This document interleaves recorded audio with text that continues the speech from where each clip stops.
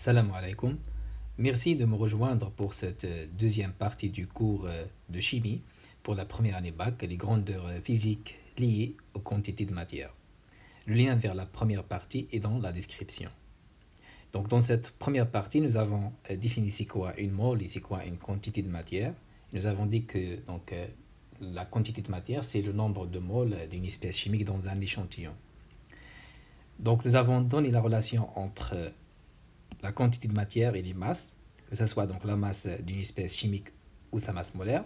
C'est cette équation numéro 2. Et ensuite, nous avons aussi donné la relation entre la quantité de matière et le volume, après avoir défini la masse volumique ρ. Et ensuite, la relation entre la quantité de matière et la densité, après avoir aussi défini c'est quoi la densité. Tout ça dans le cadre d'une espèce chimique solide ou liquide. Maintenant, donc, dans cette deuxième partie, on va passer pour étudier la quantité de matière d'un gaz. D'accord? Commençons par un rappel sur les variables d'état d'un gaz. Alors, un gaz est entièrement décrit par les grandeurs macroscopiques suivantes. Nous avons la pression P, exprimée en pascal dans le système international, donc notée par PA. Il y a aussi la température, exprimée dans le système international par le Kelvin. Il y a aussi le volume occupé par le gaz, V, exprimé en mètres cubes dans le système international. Et il y a donc dernièrement la quantité de matière que nous avons vue dans la première partie, exprimée en mol. Donc ces quatre variables, elles sont appelées des variables d'état et elles ne sont pas indépendantes. Ça veut dire qu'il y a des relations qui relient entre les variables d'état. Il existe des relations qui relient entre ces quatre grandeurs. Et on dit qu'ils sont des grandeurs macroscopiques, ça veut dire quoi?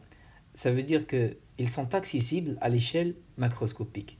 Ça veut dire qu'il y a des instruments qu'on peut utiliser donc à notre échelle pour mesurer par exemple la pression, la température, ou bien le volume ou la quantité de matière. Donc on peut les mesurer grâce à des instruments. C'est pour cela qu'on les appelle des grandeurs macroscopiques.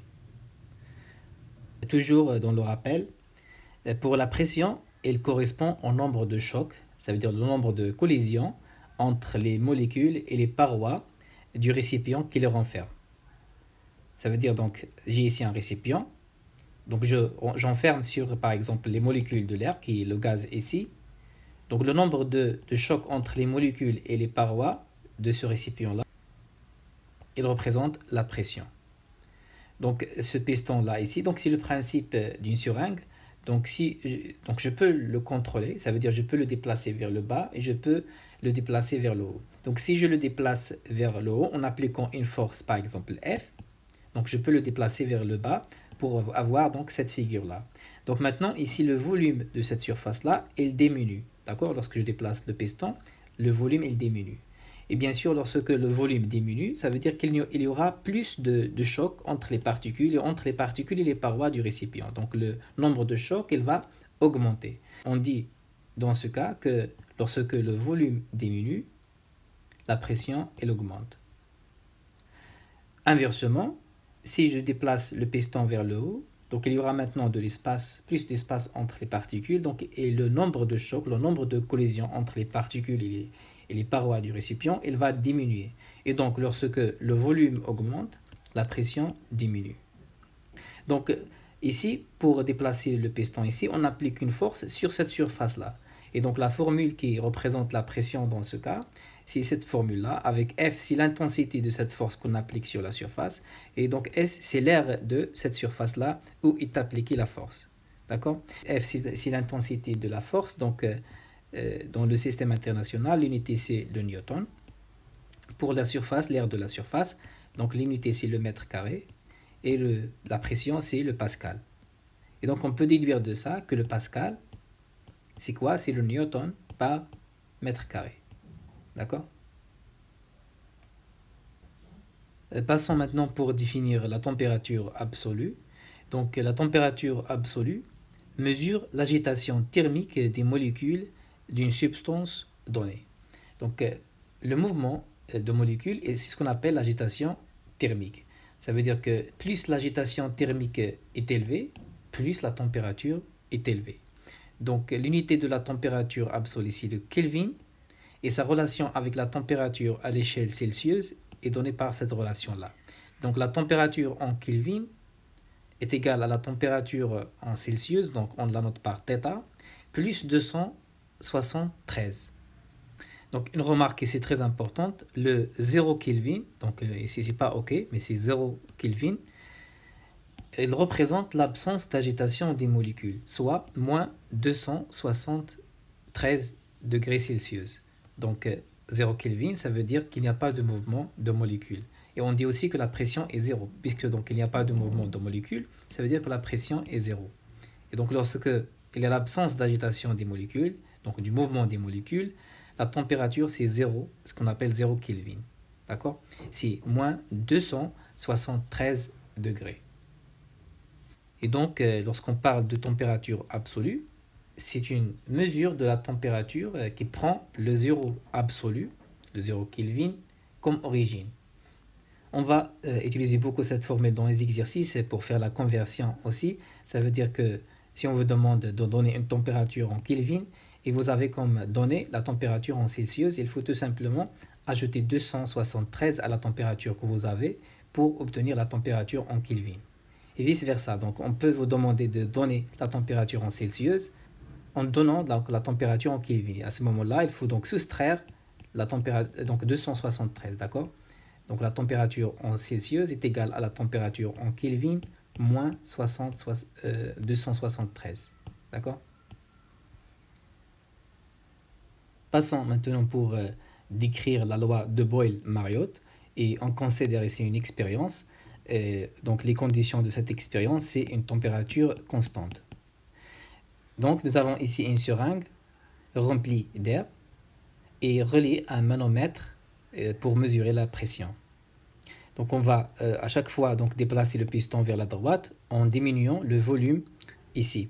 Donc le volume il diminue et on constate ici sur le manomètre que la pression elle augmente.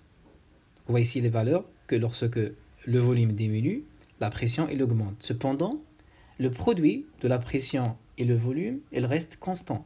Donc il ne varie pas, il ne change pas. Et on écrit alors que P fois V égale à une constante.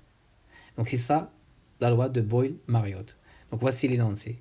À température T constante, pour une quantité de matière N d'un gaz donné, le produit de la pression par le volume V de ce gaz ne varie pas. Donc P fois V est égal à une constante.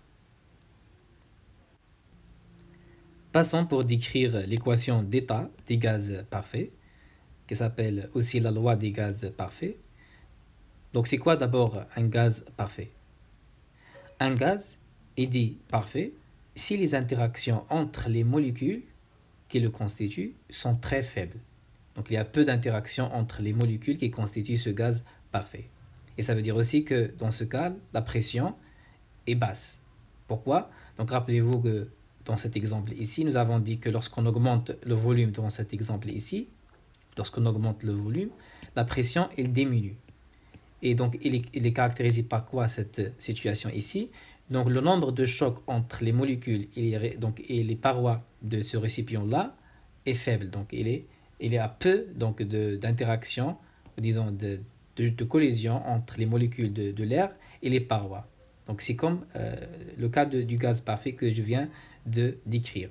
Pour un gaz réel maintenant, pour le considérer comme un gaz parfait, il faut travailler dans cette condition de basse pression et haute température. Ça veut dire qu'à basse pression et haute température, un gaz réel peut être considéré comme un gaz parfait. Et l'expérience montre que les 4 variables d'état donc que nous avons définies, la pression, le volume, la température et le nombre de moles, sont liées par une équation appelée équation d'état des gaz parfaits, PV égale à nRT. D'accord? Donc cette équation-là à retenir. Donc c'est ce qu'on appelle l'équation d'état des gaz parfaits. Et de plus, donc l'équation, disons, la loi de Boyle-Mariotte, c'est une conséquence de l'équation d'état des gaz parfaits. Pourquoi? Donc nous avons ici PV égale à nRT. C'est quoi R? R, c'est une constante appelée constante du gaz parfait. Donc voici sa valeur et l'unité dans le système international. Donc c'est une constante. Donc pourquoi la loi de Boyle-Mariotte est une conséquence de l'équation d'état des gaz parfait parce que donc dans la définition, dans l'énoncé de la loi de Boyle-Mariotte, nous avons dit que à température T constante, ça veut dire ici, si je considère dans cette équation-là une température constante, R c'est déjà une constante, et N, donc dans l'énoncé, nous disons que pour une quantité de matière N d'un gaz donné, ça veut dire qu'on fixe N aussi, donc à ce moment-là, nous avons N constante, R est une constante, T c'est une constante, donc, et on tombe sur la loi de Boyle-Mariotte. Donc PV égale à une constante. Et donc on dit que la loi de Boyle-Mariotte, c'est une conséquence de la loi des gaz parfaits. Si on considère donc la pression constante, on tombe sur une autre loi donc, qui n'est pas dans le programme, qui s'appelle donc la loi de Charles. Il y a une autre, la loi d'Avogadro. Donc ça dépend à chaque fois donc, de la grandeur qu'on prend comme constante. D'accord? Donc c'est une équation très importante, l'équation d'état des gaz parfaits. Dans les exercices, on vous donne toujours donc, la valeur de la constante R. Donc, ce n'est pas à retenir. Mais pour l'équation, il faut la retenir. Pourquoi on a besoin de retenir cette équation-là? Parce que donc, l'un des objectifs de ce cours-là, c'est de déterminer la quantité de matière. Et nous avons vu les quantités de matière en fonction donc, du volume, de la densité, des masses dans le cas des solides et des liquides.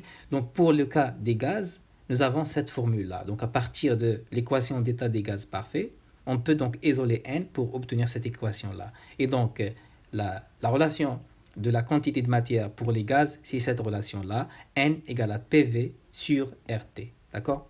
Et donc en connaissant la pression, la température, le volume occupé par un gaz, la constante est connue, on peut déterminer donc la quantité de matière d'un gaz.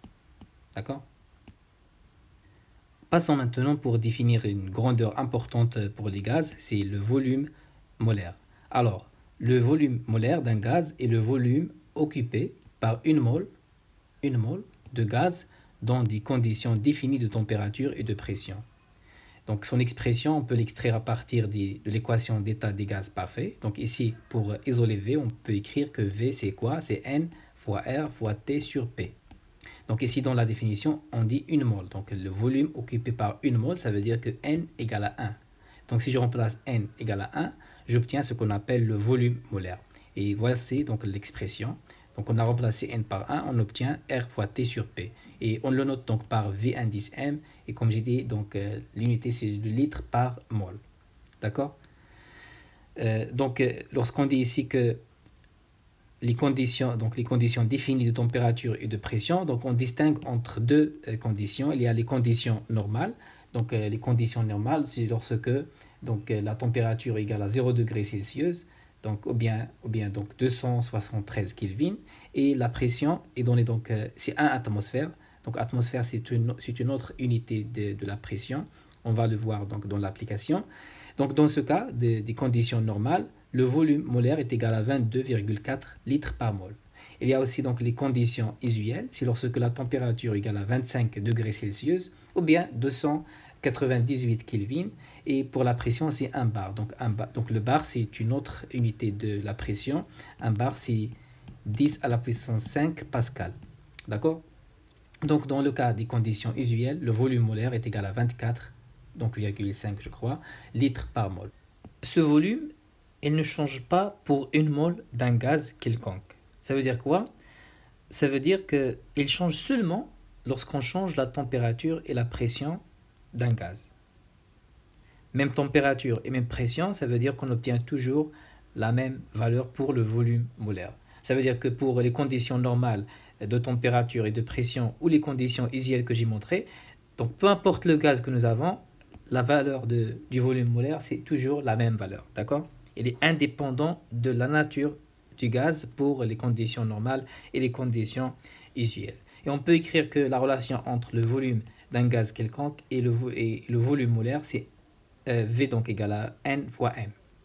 Ça veut dire quoi? Ça veut dire que dans le cas d'une mole, le volume que nous avons, c'est le volume molaire. D'accord? Ça veut dire lorsque N égale à 1. Passons maintenant à quelques exercices d'application pour s'entraîner à travailler avec l'équation d'état des gaz parfait. Alors, l'enveloppe d'un ballon stratosphérique, donc le ballon stratosphérique, هو داك المنطاد بالعربية المنطاد. Alors, il contient une masse m égale à 5,1 fois 10 à la puissance 2 grammes d'hélium gazeux de formule chimique He. Donc c'est la formule chimique de l'hélium. Première question, calculer la quantité d'hélium contenue dans le ballon, ça veut dire la quantité de matière. Pour la deuxième question, calculer son volume à une altitude de 6 km. Ça veut dire lorsque le ballon stratosphérique se trouve à une altitude de 6 km, si la température vaut moins 10 degrés Celsius et la pression vaut donc 4,1 fois 10 à la puissance 4 pascal. Nous avons comme donnée la masse molaire de l'hélium, c'est 4 grammes par mol, la constante du gaz parfait et aussi donc la conversion entre l'atmosphère et le pascal. Donc 1 atmosphère c'est 1,006 fois 10 à la puissance 5 pascal. Donc pour la première question, calculer la quantité d'hélium contenue dans le ballon. Alors nous avons la masse de l'hélium gazeux et nous avons la masse molaire. Et on sait que la quantité de matière, donc c'est la masse de l'espèce chimique divisée par la masse molaire. Donc on va appliquer tout simplement cette relation-là. D'accord? Alors, donc on va faire l'application numérique directement. Donc pour la masse, c'est 5,1 fois 10 à la puissance 2 grammes. Et la masse molaire, c'est 4 grammes par mol. Et on trouve finalement cette valeur-là pour la quantité de matière d'hélium dans le ballon. C'est 127,5 mol. D'accord? Pour la deuxième question, il faut calculer donc le volume. Donc il faut calculer le volume et nous avons donc la pression. Nous avons maintenant la quantité de matière. Nous avons la température. Et donc, nous avons la constante R. Il suffit d'appliquer directement cette relation-là, PV égale à nRT. D'accord? Donc, on a PV égale à nRT. Donc, on va isoler V ici. Donc, V, c'est quoi? C'est nRT sur P. Et donc, il reste à faire l'application numérique. Et donc, ici, il faut faire attention avec la température. Donc, la température, c'est moins 10. Donc, il est en Celsius. Il faut la convertir en Kelvin en ajoutant 273. D'accord? Et pour donc la pression, c'est 4,1 fois 10 à la puissance 4. Et aussi, donc, quoi d'autre? Et R, donc, c'est 8,314. D'accord? Et donc, on trouve finalement la valeur donc, de ce volume est égale à 6,79 mètres cubes. D'accord? Passons à l'application suivante, l'application numéro 7. Donc, avant de faire ça, donc ici, dans l'application 6, je crois que normalement, il fallait donner la pression en fonction de l'atmosphère pour pouvoir utiliser ensuite cette conversion. Donc, je crois qu'ils ont mis une erreur ici. Donc, ce n'est pas une erreur parce que finalement, on a travaillé avec l'unité dans le système international. Donc, mais dans le cas, si nous avions ici atmosphère, donc on va la remplacer par cette valeur-là pour la convertir en pascal, tout simplement. D'accord? Alors, dans l'application numéro 7, calculer le volume molaire, Vm, dans les conditions normales de température et de pression. Ça veut dire lorsque θ est égal à 0 degrés Celsius et la pression égale donc à 1013 hectopascal. Donc hectopascal c'est quoi? Donc bien sûr il y a le kilopascal, il y a le hectopascal, il y a le décapascal et il y a le pascal. Donc 1 hectopascal c'est 10 à la puissance 2 ou 100 pascal. Donc maintenant on va, pour calculer le volume molaire, on va tout simplement utiliser la définition. Alors donc, on sait que P fois V égale à nRT. Donc, pour le volume molaire, N égale à 1. Donc, nous avons vu dans la définition que c'est le volume occupé par une mole. Donc, N égale à 1.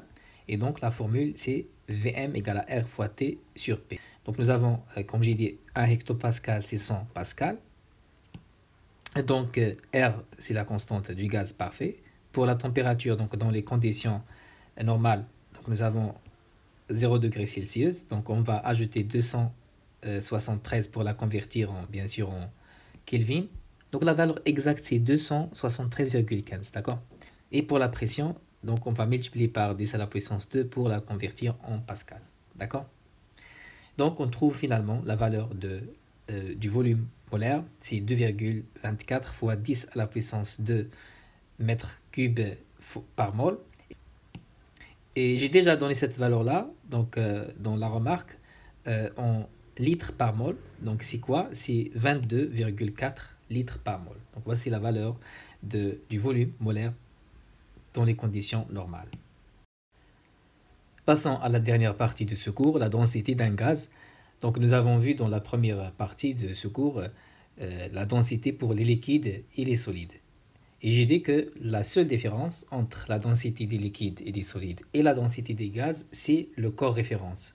D'accord? Alors, la densité d'un gaz est définie comme le rapport de la masse du volume V de ce gaz sur la masse du même volume d'air. D'accord? Donc c'est ça la différence pour les liquides et les solides. Donc c'est le volume d'eau ici. Dans les mêmes conditions de température et de pression. Donc voici la formule. Donc c'est M sur MA.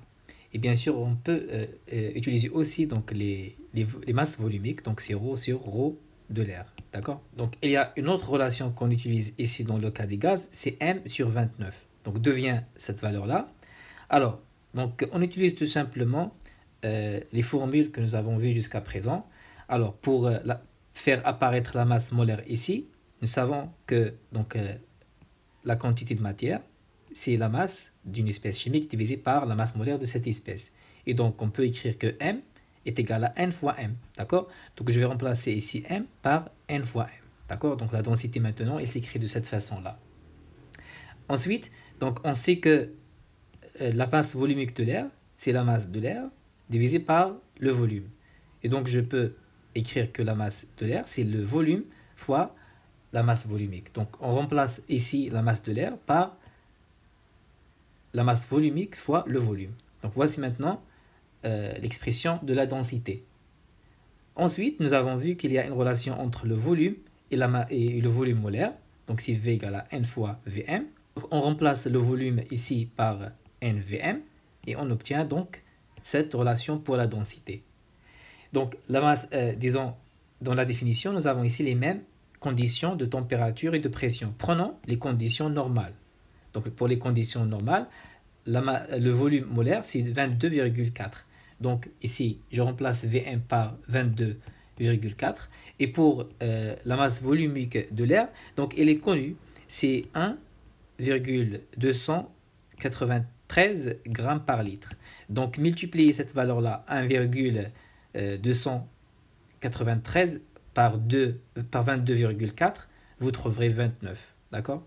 Donc, c'est juste pour vous montrer d'où vient cette formule-là. D'accord? Donc, une remarque très importante ici, si vous calculez la densité et vous trouvez que la densité est supérieure à 1, on dit dans ce cas que le gaz est plus dense que l'air. D'accord? Ça veut dire que si je calcule la densité d'un gaz et je trouve que cette densité-là est supérieure à 1, ça veut dire que la densité de ce gaz-là est plus grande que celle de l'air. Dans le cas contraire, si la densité du gaz est inférieure à 1, on dit que le gaz est moins dense que l'air. Donc pour comprendre, voyons voir une application. Calculer la densité du chlorure d'hydrogène, HCl, est-il plus ou moins dense que l'air? Donc c'est une question. Et deuxièmement, calculer la densité du dihydrogène, H2, est-il plus ou moins dense que l'air? Nous avons comme données la masse molaire de l'hydrogène et la masse molaire du chlorure. Commençons par la densité du chlorure d'hydrogène, HCl. Donc on va utiliser ici donc, cette formule-là, tout simplement M sur 29, parce que nous avons la masse molaire donc, de l'hydrogène et la masse molaire du chlorure. Donc la masse molaire, donc, je vais commencer par la masse molaire de l'hydrogène, plus la masse molaire du chlorure, divisé par 29. Et donc on va faire l'application numérique. Donc la masse molaire de l'hydrogène c'est 1, la masse molaire du chlorure c'est 35,5. Et donc on trouve finalement la densité pour le chlorure d'hydrogène, c'est 1,26. Bien sûr, 1,26 c'est supérieur à 1 et donc on dit que le chlorure d'hydrogène est plus dense que l'air. Maintenant pour le dihydrogène, H2, donc on va tout simplement utiliser la même formule, M sur 29. Donc la masse molaire c'est 2. Donc c'est 2 fois la masse molaire de l'hydrogène, donc c'est 2 sur 29, et ça donne 0,07. Bien sûr, 0,07 est inférieur à 1, et donc le dihydrogène est moins dense que l'air. Donc, c'était la dernière application de ce cours-là. Pour la prochaine vidéo, on va passer donc au troisième cours de physique, qui est donc le travail et énergie cinétique. Donc, à la prochaine vidéo. Assalamu alaikum wa rahmatullahi wa barakatuh.